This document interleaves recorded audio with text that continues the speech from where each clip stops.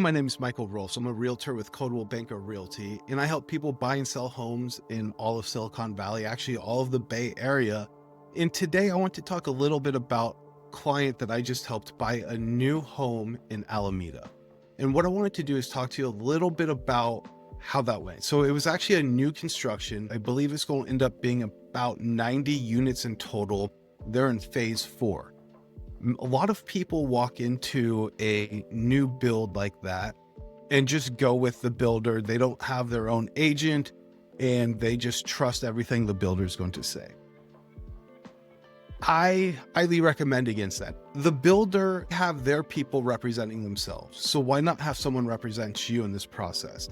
And why I say that is a couple things. First, do you understand everything that's in the contract? It's not a standard contract. The contract that you sign is a builder-specific contract. Now, it's been through lots of revisions, and that contract's one that they've used for a long time, but it favors contractors. For example, in this contract that my clients just signed, they're not able to get out of that contract for 1 year. That means the condo is supposed to be finished in November, right? So that is about 8 months from now. If the contractor goes over and it's not done in November, it's not done in December, it's not even done in January, they can keep on delaying and delaying on my clients all the way up until a year goes by and it hits this contract date. So that is something. Now my clients are okay with that. We don't expect that to be an issue, but that was a talking point. Is that something that their people are going to point out to you and talk you through? Or is that something that I find and I point out and I talk through with you and make sure that's okay? Or do we try and negotiate that? Is that a sticking point? So having someone advocate for you is always advantageous to you. The other thing that having an agent with you can do is what makes sense to upgrade through the contractor and what makes sense to upgrade yourself. And also understanding that if you buy a home that's brand new, it's going to take longer to get your appreciation back on track than it would buying an existing pre-built home. I usually tell people that if they want to make money on a home, typically it's going to take 3 to 5 years before you really start making profit off of what it was. And this is, again, in the Bay Area. So you're looking at appreciation anywhere from 6 to 12% a year, which is amazing. I mean, imagine a $2 million home making almost 10% a year on that. That's really good return on your investment. But if you buy a brand new house, because of putting in all the extras, there's no blinds, there's no shutters, there's no window treatments. Everything is completely bare. So you have to do everything. So you're going to be adding so much money at the beginning that's just going to take that much longer to catch up. So really, like, let's say it takes 3 to 5 years in a normal market to really start making good appreciation on your home and really be in the plus, sometimes less. But, well, on a new build, I usually think it takes 5 to 7 years really before you start seeing that. So right now, people who bought a new build in 2018, they're probably seeing a good return on their investment now. Again, you have real estate fees, you have taxes, you have all those things that go into that. And I'm taking that into account when I say 5 to 7 years. So, things that I try to explain to my clients so that they know when they go into this, what to expect, that, hey, if you're only going to be here for 3 years, this might not be the right investment for you. You might need to look into something else, maybe even renting if you're looking short term. Buying a new build is a longer term investment. And the other thing that I really try to help my clients with is understanding the area they're buying into. So what I mean by that is different areas present different challenges. So this one, for example, was in Alameda. Well, how close are you to the marina in Alameda? This one's right next to the marina.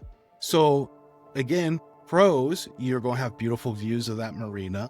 Cons, you might have a little bit more traffic, or you might hear some boats. You got boat horns. You got different things you might hear. So is that noise going to bug you or irritate you? The other thing to really understand when you're going into a new build is timelines. So timelines going in are not going to be like traditional timelines of buying a house. So for example, we're in April right now, and my clients just bought one that's going to be done in November. So they're not going to be closing until November.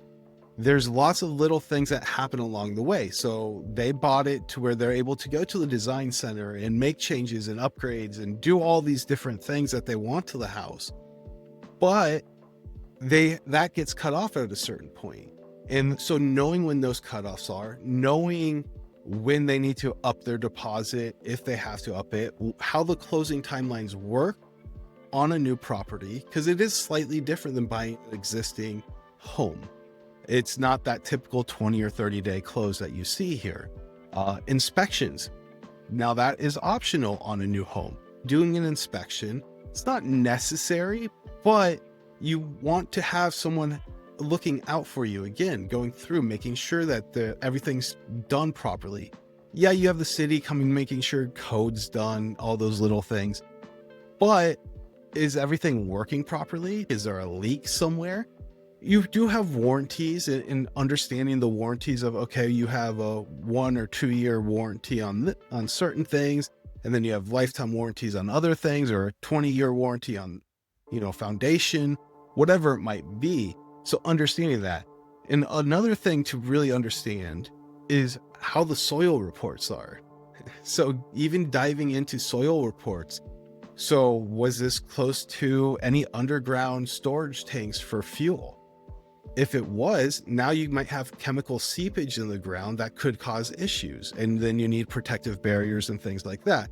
So really going through all the inspection reports, soil reports, and seeing where this is being built to make sure that you are going to be safe, because all those things can come up, and you don't want to buy somewhere because someone didn't point out, oh, there was a gas station here that had underground tanks, and now you have fuel contamination in the soil, which is going to cause issues. Being an advocate on your side that can look out for you and that can be to your advantage. And most people think on a new home, you can't negotiate. You can negotiate. It depends how badly you want it, how they're selling. But if homes are sitting, you definitely want someone to negotiate for you. For example, I had a colleague who they helped someone buy a new home, okay? And then the next phase went $100,000 less. Well, they went in for their client and negotiated and got their client $50,000 credit back. Now, if you don't have a realtor, if you don't have someone that can negotiate on your behalf, you're leaving money on the table. The other thing to really understand when you're going in and purchasing a new house is how much other people are spending. What I mean by that is, so you get a huge book of all these upgrades you can make. What makes sense to make? Do you want lighting packages? Do you want to add outlets places? I suggest you do add some outlets where you might want to charge your phone by your bed.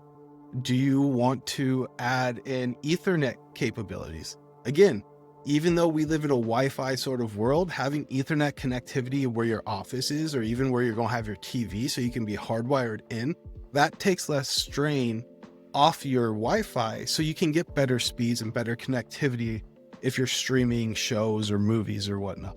So those are little things that you can do there, but there's so many options, right?